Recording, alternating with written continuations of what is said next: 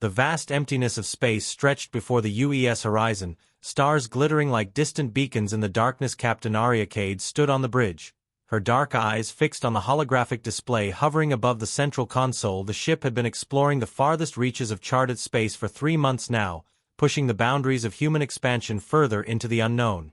Captain, we're detecting unusual energy signatures at coordinates 247 to 8932, Lieutenant Omar Das announced, his fingers dancing across his console. They don't match any known human technology. Arya straightened, brushing a strand of her short black hair behind her ear. Put it on the main display. The hologram shifted, revealing a strange warping of space. Approximately half a light-year away, the energy patterns pulsed in a rhythmic sequence that seemed almost artificial in its precision. Is it a natural phenomenon? Arya asked, leaning forward. Science officer Dr. Naomi Pierce shook her head. Not likely, Captain. The patterns are too regular, too controlled. If I had to guess, I'd say we're looking at some kind of spatial boundary marker, a border. Arya raised an eyebrow. Out here, humanity had expanded rapidly into space over the last century, but they had yet to encounter any other spacefaring civilizations. There had been theories, of course, ruins on distant planets, strange signals from the void, but nothing concrete, nothing like this. Shall we approach? Captain Navigator Ethan Voss asked, his hand hovering over the controls. Arya considered for a moment. Her orders were to explore, to push the boundaries of human knowledge. If this was indeed a border of some kind, what lay beyond it? Take us in slow approach, keep sensors at maximum range, and shields up as a precaution. The horizon moved forward, its fusion drives glowing a soft blue against the blackness of space. As they neared the energy distortion, the ship's sensors began picking up more details. Captain, I'm detecting ships on the other side of the boundary, Omar reported, his voice tense. Multiple vessels significantly larger than the horizon. Arya felt a chill run down her spine. First contact. After centuries of searching the stars, humanity might finally have found neighbors in the cosmic wilderness. Are they moving toward us? Yes, ma'am. 3 vessels have altered course to intercept. Their speed suggests advanced propulsion technology. Arya nodded, keeping her expression calm despite the adrenaline coursing through her veins. All hands to alert status. Open a channel on all frequencies and prepare first contact protocols. The bridge crew moved with efficient precision, each member trained for this moment. Despite its unlikelihood, the Horizon was primarily an exploration vessel, but like all ships in the United Earth Fleet, it carried defensive capabilities. Channel open, Captain, Communications Officer Callie Rhodes announced. Arya straightened her uniform and stepped into the center of the bridge. This is Captain Arya Cade of the United Earth ship Horizon. We are an exploration vessel from Earth. Approaching in peace, we seek communication and mutual understanding. For several tense moments, there was no response. Then, the main screen flashed, and an alien face appeared. The being had elongated features with pale green skin that seemed almost translucent. Its eyes were large and entirely black, lacking visible pupils. A ridge of small, bone-like protrusions ran from the top of its head down to where a human nose would be, and its mouth was a thin line that barely moved as it spoke. "Human vessel," the alien said in perfect English, making Arya's eyes widen in surprise. "You have violated the sovereign territory of the galactic hegemony. This sector has been under hegemony control for 12,000 stellar cycles. Your presence is unauthorized and illegal." Arya maintained her composure, though questions raced through her mind. How did they know English? How long had they been observing humanity? "We apologize for any inadvertent violation," she replied diplomatically. "We were unaware of your presence or your territorial claims. We are explorers, seeking peaceful contact with other civilizations." The alien's expression remained unchanged, but something in its posture seemed to stiffen. "The hegemony has been aware of your species for some time. Your primitive technological development did not warrant formal contact. Until now you have remained within your designated developmental zone." Arya felt a flash of indignation at the dismissive tone, but she kept her voice level.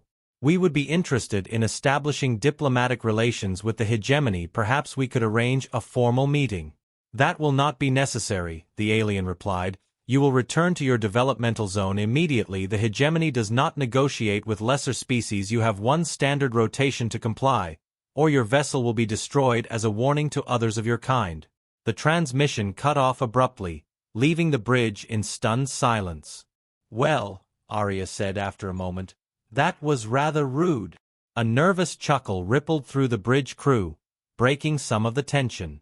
"Captain, the alien vessels are maintaining position approximately 50,000 kilometers from our current location," Omar reported. "Their weapon systems appear to be active but not locked on us yet." Arya nodded, her mind racing. "Dr. Pierce, what can you tell me about their technology based on sensor readings?" Naomi studied her console, brow furrowed in concentration. "Their energy signatures suggest a propulsion system similar to our gravitic drive, but more refined. Their hulls appear to be composed of a crystalline alloy we haven't encountered before. As for weapons, it's hard to say. They're certainly armed, but I can't determine the exact nature of their offensive capabilities." "Captain," Ethan interjected, "I've been analyzing their movement patterns. They're precise, almost predictable. Their formation hasn't varied since they approached us." Arya raised an eyebrow. "Predictable?" "Yes, ma'am, it's as if they're following a standard protocol without adaptation." Arya began to pace the bridge, considering their options. Protocol dictated that they should retreat and report the encounter to Earth Command, but something about the aliens' dismissive attitude rankled her. "They've been watching us," she mused aloud, "keeping us in a developmental zone, like animals in a zoo, and now they expect us to scurry away at the first sign of displeasure." "Ma'am, they did threaten to destroy us," Callie pointed out nervously. Arya smiled, a gleam in her eye that her crew had come to recognize, and sometimes fear. "Yes, they did, very loudly and clearly in perfect English, almost as if they wanted to make absolutely sure we understood the threat." She turned to her tactical officer. "Lieutenant David Langston, if they wanted to destroy us, could they have done so already?" Lieutenant Emma Parker considered the question. "Based on their positioning and the energy readings from their vessels, I believe they could have attacked immediately if that was their primary objective." "So they're posturing," Arya concluded, "trying to intimidate us into retreat without actually risking conflict. Or they're giving us a chance to comply with their laws," Naomi suggested cautiously. Arya nodded. "Perhaps either way. I don't think they know as much about humans as they'd like us to believe." She tapped her comm badge. "Engineering. This is the captain. How quickly can you modify our sensor array to emit a focused TAC impulse?" Chief Engineer Luka Petrov's gruff voice came through the speaker. "A TAC impulse? What for, Captain?" "A little experiment, Chief. I want to probe their shields without appearing directly aggressive." There was a pause. "Give me 30 minutes, Captain." "You have 15, Arya replied, closing the channel. She turned to her crew. "Here's what we're going to do. They've decided our fate without consultation or respect. If we retreat now, we establish a precedent that humans can be frightened into compliance with a single threat." She looked around at her crew, meeting each person's eyes. "I'm not suggesting we fight a war we can't win, but I am suggesting that we show these Hemini representatives that humans don't scare easily, and we don't accept arbitrary limitations on our growth. If they've been watching us, they should know that." Already 15 minutes later, the Andromeda executed its plan. The tachyon pulse, harmless but informative, washed over the Hemini vessels before they could respond. The human ship performed a series of short, unpredictable jumps, appearing at different coordinates around the alien formation. "Their shields are adapting, Dr. Naomi Pierce reported excitedly, "but I've got what we need. Their shield frequencies operate on a predictable mathematical progression. They're transmitting again." Callie Rhodes announced. The alien face reappeared on screen, black eyes now narrowed in what Arya interpreted as anger. "Your provocative actions will not be tolerated. This is your final warning." Arya smiled pleasantly. "I apologize for any misunderstanding. We were merely conducting standard exploratory maneuvers to better understand our environment. It's a human characteristic, curiosity. Sometimes it gets the better of us." The alien seemed momentarily taken aback by her casual response. "Your primitive displays do not impress the Emini. You will depart immediately." "Actually," Arya replied, leaning forward, "I've been thinking about your earlier statement. You mentioned that the Eni doesn't negotiate with lesser species. That implies you do negotiate with species you consider equals. I'm curious What criteria do you use to determine a species' status? The alien's mouth twitched in what might have been surprise. This discussion is irrelevant. Comply or face destruction. It seems quite relevant to me, Arya countered. After all, if we're going to establish a long-term relationship between humanity and the agony, understanding your social hierarchy is important. There will be no relationship, the alien stated flatly. Arya's smile widened. I think you'll find that humans are rather persistent when it comes to making new friends. In fact, I'd like to propose a meeting between your representatives in line, perhaps aboard your vessel, as a gesture of our trust. For the first time, the alien appeared genuinely confused. Its large eyes blinked rapidly, and it turned slightly as if consulting with someone off-screen. Your behavior is unexpected, it finally said. I get that a lot, Arya replied cheerfully. Now about that meeting, the Empire's miscalculation. The interior of the Hegemony flagship was a marvel of engineering that would have sent Earth's scientists into ecstasies of delight. Crystalline corridors stretched in geometric precision, bathed in a soft blue light that seemed to emanate from the walls themselves. Captain Arya Cade walked with confident strides, flanked by two of her officers, Dr. Naomi Pierce and Lieutenant David Langston, and surrounded by a contingent of Hegemony guards. The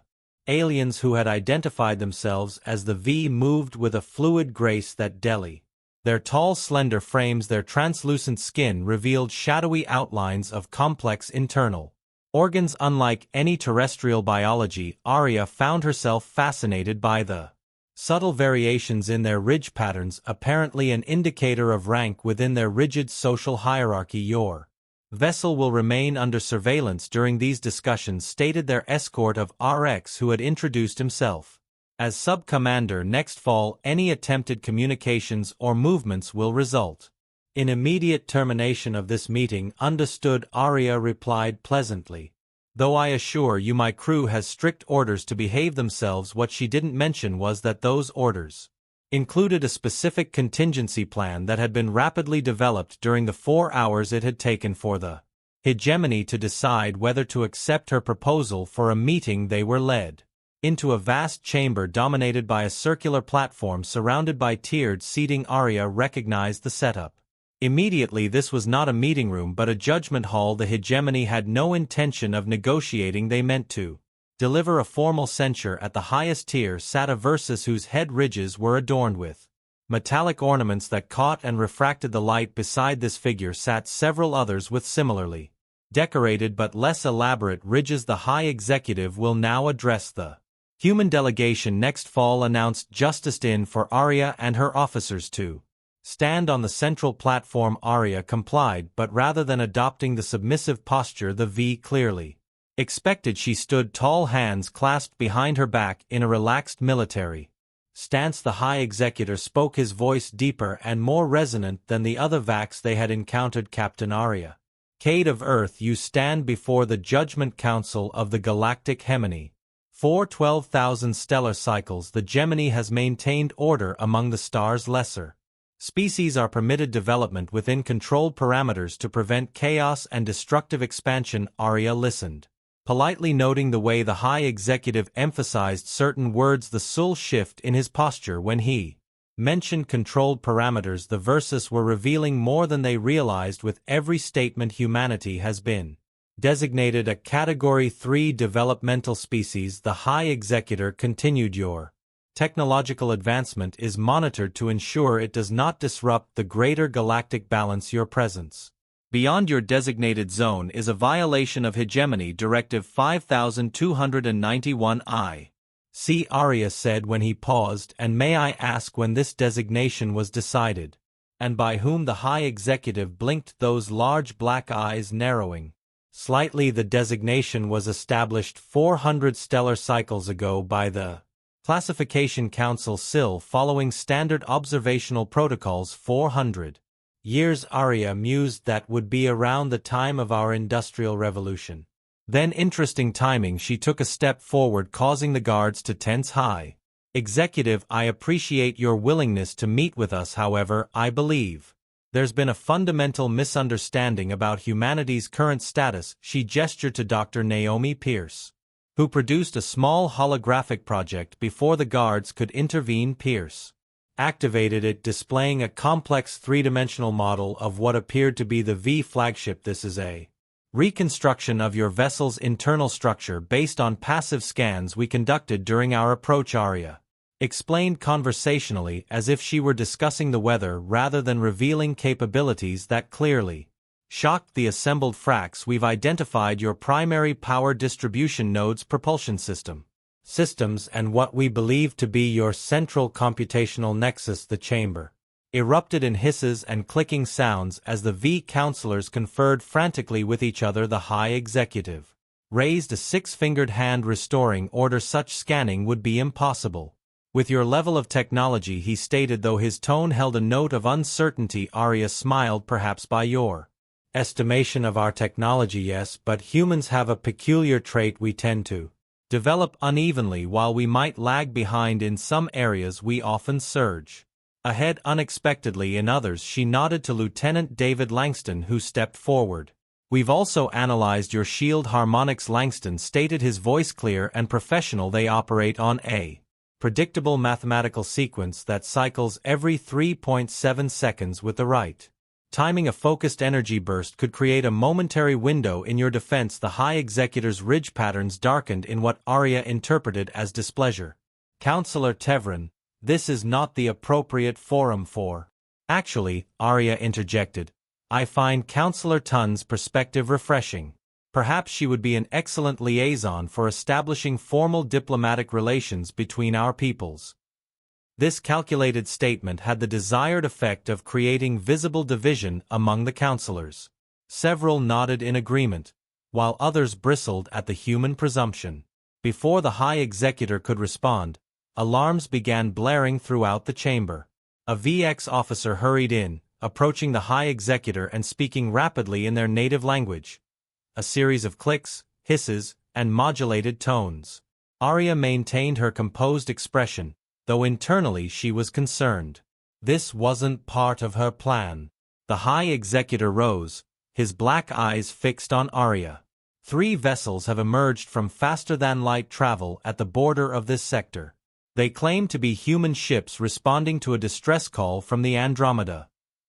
Arya couldn't hide her surprise. The reinforcements shouldn't have arrived for at least another 5 days. Either Earth Command had developed even faster ships than she knew about, or someone else had been monitoring this region of space. Seizing the opportunity, she nodded as if this were exactly what she'd expected. As I mentioned, we sent a message when we encountered your border. Standard procedure. These vessels are significantly larger than yours, the high executive stated, a note of accusation in his voice. Of course, Arya replied smoothly. The Andromeda is an explorer vessel. When potential first contact situations arise, we send more substantial ships to ensure proper diplomatic representation. This was complete improvisation, but Arya knew better than to show uncertainty. What ships had arrived? They were claiming to be human, and that was enough for now. The high executor conferred briefly with several counselors before turning back to Arya. This council will recess to assess this development. You will be escorted to a waiting area. As they were led from the chamber, Dr. Naomi Pierce leaned close to Arya. Captain, what's going on? Earth couldn't possibly have responded this quickly. I know, Arya murmured. Either someone's pretending to be us, or we have friends we didn't know about.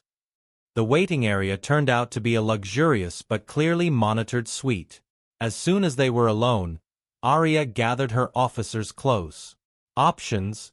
She asked quietly. If those ships are hostile and masquerading as human, we could be caught in the crossfire, Lieutenant David Langston pointed out. Dr. Naomi Pierce nodded. On the other hand, if they are human, perhaps from a classified military program, their arrival dramatically strengthens our negotiating position. Arya considered both possibilities. I think we proceed as if they're friendly until proven otherwise. The hegemony's reaction tells me they're concerned. They didn't immediately dismiss these new arrivals as a threat they could easily handle. 3 hours later, they were summoned back to the council chamber. The atmosphere had changed noticeably. Where before there had been dismissive arrogance, now there was cautious assessment. The High Executor spoke without preamble. "Captain Cade, we have communicated with the commander of your reinforcement vessels. Their technological capabilities exceed our initial assessment of human development. The Hegemony Classification Council has been convened to reassess humanity's status." Arya nodded, maintaining her diplomatic demeanor while internally celebrating this shift. "We appreciate the Hegemony's willingness to adapt to new information. This speaks well for our future relations. The Council has granted permission for one of your reinforcement vessels to dock with this station," the High Executor continued. "Their commander will join these discussions." Arya felt a flutter of anxiety. She had no idea who was about to walk through that door or what their agenda might be, but she kept her expression confident as they waited. Minutes later, the chamber doors opened, and a tall, gray-haired man in a uniform Arya didn't recognize strode in. His insignia suggested high rank, but the design was unlike any United Earth Fleet uniform she'd seen. The newcomer bowed formally to the council before turning to Arya with a smile that didn't quite reach his eyes. "Captain Cade. Admiral James Erickson, United Earth Defense Fleet. Your message was received with great interest." Arya managed to hide her confusion. There was no United Earth Defense Fleet, at least, not officially. But she recognized a cue when she heard one. "Admiral," she acknowledged with a crisp nod. "Thank you for your prompt response." Erickson turned to address the council. "High Executor, members of the Hegemony Council, I bring greetings from Earth. While we regret the circumstances of our first official contact, we look forward to establishing peaceful relations between our civilizations." What followed was a masterclass in diplomatic negotiation. Admiral Erickson, whoever he really was, presented data on human technological capabilities that Arya knew to be exaggerated, but not by as much as she might have expected. He spoke of Earth's defensive capabilities, its industrial capacity, and its rapid expansion with a calm authority that clearly impressed the VX counselors. By the time the session concluded 6 hours later, the Hegemony had agreed to formal diplomatic recognition of humanity as a Category 2 civilization, with provisional rights to navigate designated trade corridors through Hegemony space. As they walked toward the docking bay, where a shuttle waited to return them to the Andromeda, Arya finally had a moment alone with the mysterious admiral. "United Earth Defense Fleet?" she questioned quietly. Erickson's smile was more genuine this time. "A necessary fiction, Captain. The ships that responded to your message aren't strictly official?" Arya asked, realization dawning. "Let's just say there are elements within Earth's government that have been preparing for this day longer than the general public knows," Erickson replied. "Your encounter created the perfect opportunity for a more substantial introduction than might otherwise have been possible." Arya considered this carefully. "You've been operating beyond official Earth space. That's how you responded so quickly. You're as perceptive as your file suggested," Erickson said approvingly. "Yes. We've had outposts in this sector for nearly a decade. When your quantum message came through, we couldn't pass up the opportunity." "And the Hegemony? They didn't detect your operations until now." Erickson's expression hardened slightly. "The Hegemony isn't as omnipotent as they'd like everyone to believe. They've grown complacent over the millennia. Their patrol patterns are predictable, their sensor technology effective but static. They haven't faced a serious challenge in thousands of years." Arya processed this information, understanding its implications.